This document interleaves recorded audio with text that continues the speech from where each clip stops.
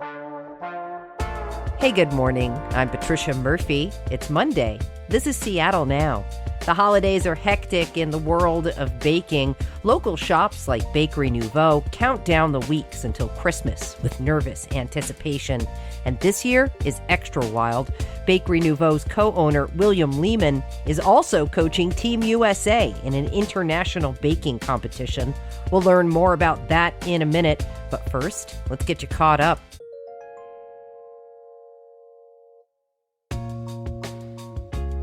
The fate of Affordable Care Act tax credits are in the hands of the U.S. Senate this week.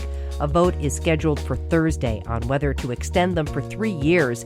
Ahead of that, Washington Senator Patty Murray will hold a press conference alongside officials from the state's Health Benefits Exchange.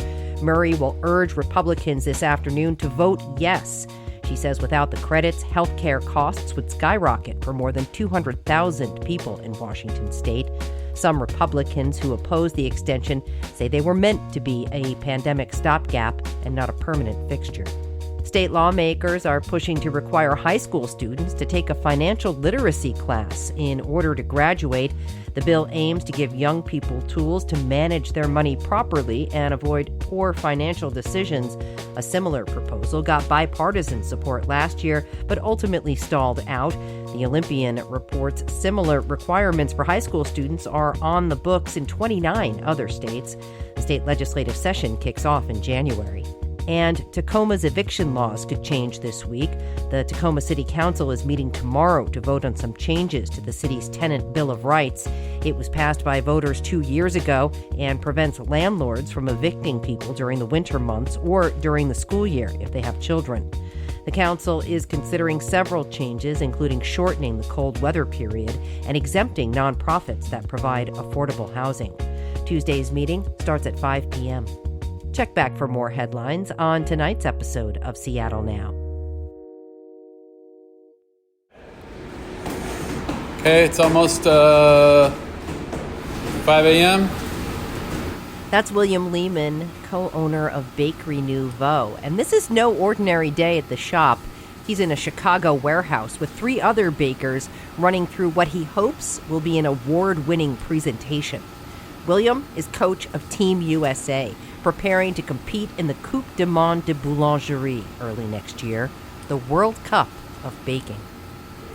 Okay, setting the clock. Ready and go. Let's go, guys. William won this grueling competition as part of Team USA 20 years ago. He knows precision is everything if you want to win. The bakers must work separately with limited space and time. One person is in charge of baguette and specialty breads. One person is in charge of the breakfast pastry, which is considered croissants, Danish, brioche type items. And then the third person is the artistic showpiece. He's been traveling to Chicago for practice with the team every other weekend for months. Between sessions, he's back at Bakery Nouveau, where this time of year, the holiday rush is extra demanding. Those 2 weeks leading up to Christmas, I'm downstairs sleeping, baking panettone in the middle of the night, packaging stolen. Yeah, so you guys are getting here just in time. As you may have noticed, William Leaman is not the kind of guy who sits down often, but we did manage to grab him on a Friday morning right before Thanksgiving. All right, well, here we are at Bakery Nouveau. This is apparently not the busiest time, but it is still pretty busy in here. We're talking with William Leaman, coach of Team USA, and I'm going to mess this up, but is the Coupe du Monde de Boulangerie? Oui, très bien. Oh, very good. Thank you. And thank you for inviting us. No, thanks for being here. We love having you. What does it take to be an elite enough baker to get to this competition? That's a great question. What it takes is a bit of a maniacal mind. Say more about that, as much as you can. You really have to be obsessed through the whole process, not just technically, but also the other aspect of this competition is what are you bringing that is new or newly developed? That is like when you're baking in front of 10 other countries from around the world, And mind you, there's more than 50 countries worldwide Wow. that try out for only 10 spots. So it's an accomplishment you even got there. Yeah, it's amazing to even get to the competition. Tell me a little bit about it. How does it work? How does the competition work? Yeah. Well, this competition was started in the very early 90s by Christian Vabre, and he is a very well-known baker in France and Europe, for that matter. They started the competition, which is called the Coupe du Monde de la Boulangerie. So for them, they wanted to keep the artisan aspect of bakery alive, even in France, but also go out into the world and see who else is trying to preserve and protect quality craftsmanship. So this is about art. Yes, very much so. Wow. Okay, now I watched a little bit of this competition on YouTube just to kind of get prepped for this interview. Seems very intense. It's definitely, it takes a good 6 months to get ready to compete for that one day.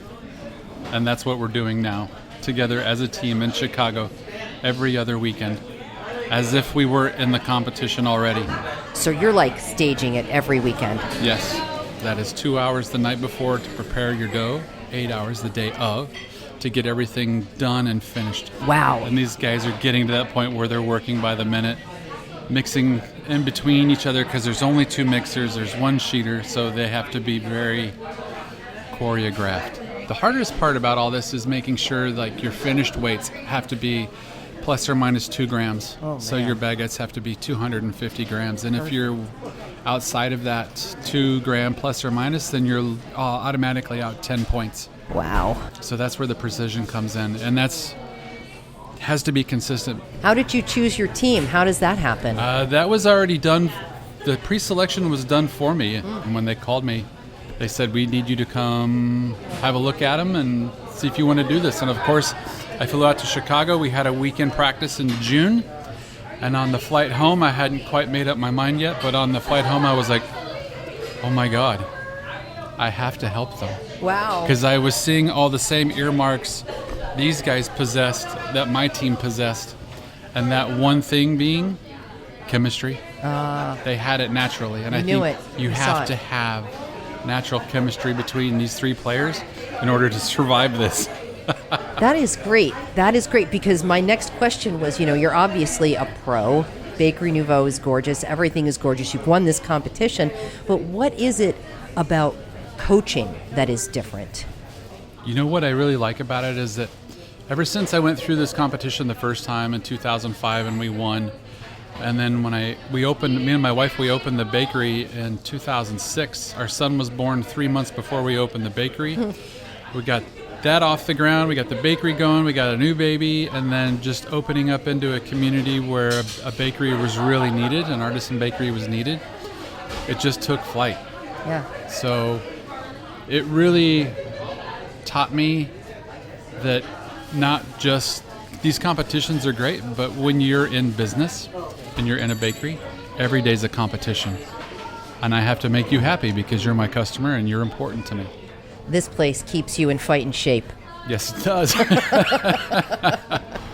Yes, it does. You mentioned your wife's a baker. You're both? No, she was an architect before I did this to her. Okay. I'm sorry, honey. Thank you for all of your help and all that you do. We started chatting and you mentioned you'll be sleeping downstairs for the duration of the holiday, I guess? Yes. Yeah, it's coming fast. Wow. Tell me a little bit about the people on your team. This team is truly an all-American team, and that's what the other thing I love about these guys. Ambrose Erkenswick, he's our bread specialist. He lives in Chicago. He's born and raised Chicago. Yeah. We have Nico Nayaner. He is actually from France. He has been working in the United States for the last 7 years. He's working on his citizenship, which I love. And we also, Nico is in charge of the artistic design portion. And this guy's brilliant. He's very much almost like a chemist in a way. He's so technical about certain things, so he's kind of perfect for artistic design. You really have to be tormented to do that position because that was that was my position on the team. Sure. So it's great. It's nice to have a like-minded protege, if you will. Yeah. And then we have Sandy Rodriguez. He's from Miami. He was born in Cuba, and somehow by the grace of the universe, he found his way to Miami, and he's made an amazing life for himself. And I love this team. It's like you have a little bit of everything that represents the United States. Yeah. That's what I love about this team. What are you just working on in these final weeks that's coming up? Really, now it's all about details and getting those details dialed in terms of flavor, because this whole competition is primarily focused on the quality of flavor. And you have to step carefully, because your tasting jury, you have to take them into consideration.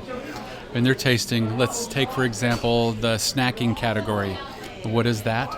Snacking category is this, like, little sandwiches, and the little sandwiches have to be 60 grams. So you have to have 30 grams of filling, and you have to have, your dough is also part of that. So you have to have a really good balance. So there's a fish sandwich, there is a club sandwich, you have one that the filling has to be baked inside.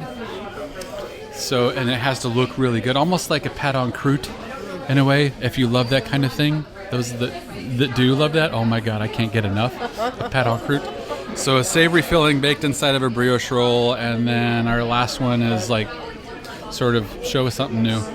Lovely. Yeah. And you're just running this every weekend. Yes. And are your bakers working during the week? Like, this feels like an act, like you have referenced a level of mania twice during our interview already. Yes. So. Yes, they do have day jobs. Oh my gosh. And they're keeping up with those day jobs, but also on their own weekend time, they are in the lab practicing. Yeah. What an amount of dedication it takes to do this. Yeah. But I must say, to be in a position to go through a process like this is really a great introduction if you have the idea of you want to have your own business. Oh, how interesting. Because it teaches you what? It teaches you discipline, teaches you consistency, and it always reminds you to keep working forward and thinking about tomorrow. Yeah. And never get comfortable. Why? Say more about that. Not getting comfortable? Yeah. Well, that one I can attest to, living that every day for the last 20 years in business. Yeah. Trying to maintain consistency. What's the hardest thing to do in business? Remain consistent. Yeah. And I hear that a lot, actually, about baked goods, especially from smaller shops. Yes. What I love about this is that, we all went through COVID and we all had to make adjustments to our life, but I think in some ways having to sort of settle in with ourselves, there's a certain level of complacency that we all had to endure. So for me, coming out of COVID with business and thinking about my customers, being the coach for this team has really pushed me in a way to think forward again, because of social media and what social media has done for the baking and pastry industry. You see so much cool stuff going on. And, I've been in this industry for more than 30 years, and I got to tell you, sometimes I feel like I'm behind. I'm a little bit behind, but this is also forcing me. I have so many new ideas. Once we come through Paris in January, when I get back here next year, I'll be restructuring the bakery a little bit, and you'll be seeing a lot of new flavor profiles and new techniques. So that's what I love about this. It forces me out of my corner and makes me bring you new product. And sleep in the basement. That's okay. I love what I do. Well, this place has been packed ever since we sat down, obviously. As a pro baker, we talked about you. I want to say you're balancing a lot, but I'm not sure balance is a word that I should use in a sentence with you. No, endurance is. Okay, you're obviously enduring a lot. Any advice for home bakers about how to keep it all together in the kitchen during the holidays? Yes. First thing you have to remember is to remain calm. And it's never as bad as you think. And if it is, it's far worse, and even then you can't do anything about it. So it's okay. All right. Just remain calm. Okay. It gets pretty wild in your kitchen. Yes, it does. William Leaman, Bakery Nouveau owner and coach of Team USA, thanks so much for sitting down with us. Good luck in the competition and getting through the holidays. Thank you. I'll take every bit of that luck I can get.